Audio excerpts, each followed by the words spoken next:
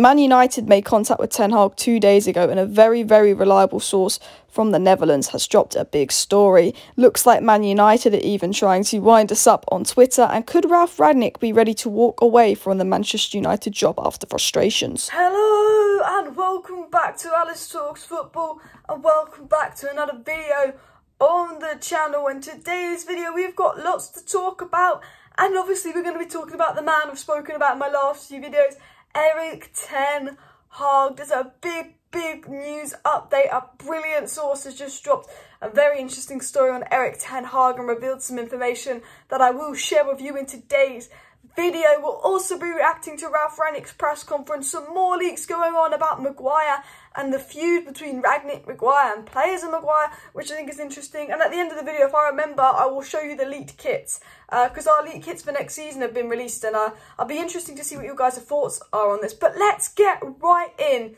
to this Ten Hag stuff. Now, first of all, guys, if you want Ten Hag at Manchester United next season, smash a like, because I want to just say something first. Back in, November, you know when Ollie was first sacked after Watford? In my head, I was like, oh, Rangnick till the end of the season, then get Ten Hag in the summer. In my head, I was like, Conte's gone to Spurs, so our best option is Rangnick to the end of the season, then Ten Hag in the summer. And when I said that, Rangnick wasn't even, Rangnick to Man United seemed unlikely. You know, this was just before Christian said Rangnick wouldn't go to Man United. And all of a sudden, this theory in my head of Rangnick to the end of the season, then Ten Hag in the summer, which I thought was never going to happen when I tweeted it and thought it in my head and said it in loads of videos, looks like it's going to happen, potentially. And this is really, really exciting. Now, first of all, guys, before I get into the news, make sure you smash a like on the video, and also subscribe if you're new, because we are crumbly so bloody close to 30,000 subscribers. I am 20 subscribers away from 30k, and I've been 20 subscribers away from 30k for a very long time. So if you're watching right now and you're not subscribed, please do subscribe, because I will be back tomorrow for a Manchester United versus Manchester City match preview. I'll either be live around 4 o'clock UK time, or there'll be a video up tomorrow night for the Man United versus Man City match preview. I will be live on Sunday for the Manchester United versus Man City watch along, and then I will be doing a match reaction, and then I will be keeping you up to date with all the latest on Ten Hag, Poch, Ancelotti and more. So do make sure you're subscribed, because, you know, we're so close to 30k, but just because there's no games on at the moment, we can't seem to hit 30k, so we might have to make this video a little bit more clickbait to see if we can get more views. I'd never do that. But after 2 minutes of rambling, what has come out? Now, Mike Vajay, that's not how you say his name, is it? I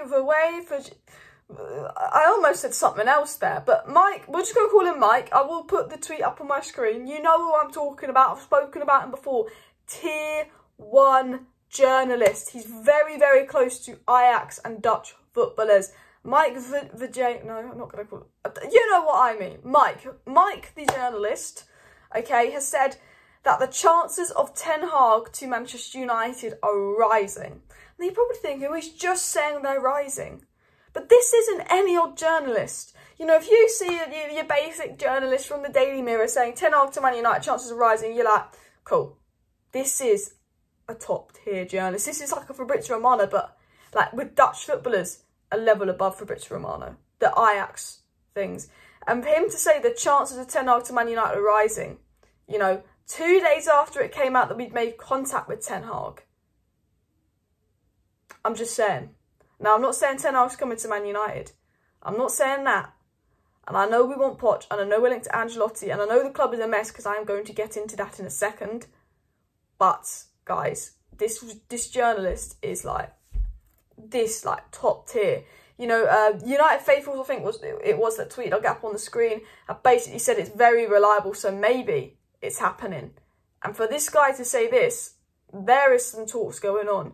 And you know what? The fans want Ten Hag. It came out 2 days ago that Ten Hag is learning English. He wants United so bad. The fans want him. And we know Ralf Rangnick is Ten Hag's biggest admirer. Look at, you know, Ten Hag's philosophy. So will the board get who we want? Will the board get who Rangnick wants? Will the board get the manager that wants to come to Man United? Or will the board do what the board do and go, what's going to be the best for our finances? We'll have to wait and see. But I will be live throughout next week, and any updates that come out on Ten Hag, I will be updating you guys on. So make sure you subscribe for all the latest on Ten Hag. Also, random question, but did anyone else get trolled by this Man United tweet at first? I did. So now for our next story. But it's come out from the Daily Mail again.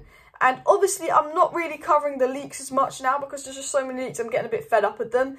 But it's basically come out that basically Harry Maguire has upset a number of his Manchester United teammates this season by openly blaming them on the pitch for making mistakes when his own form has been erratic, and by some of his critical post-match comments to the media.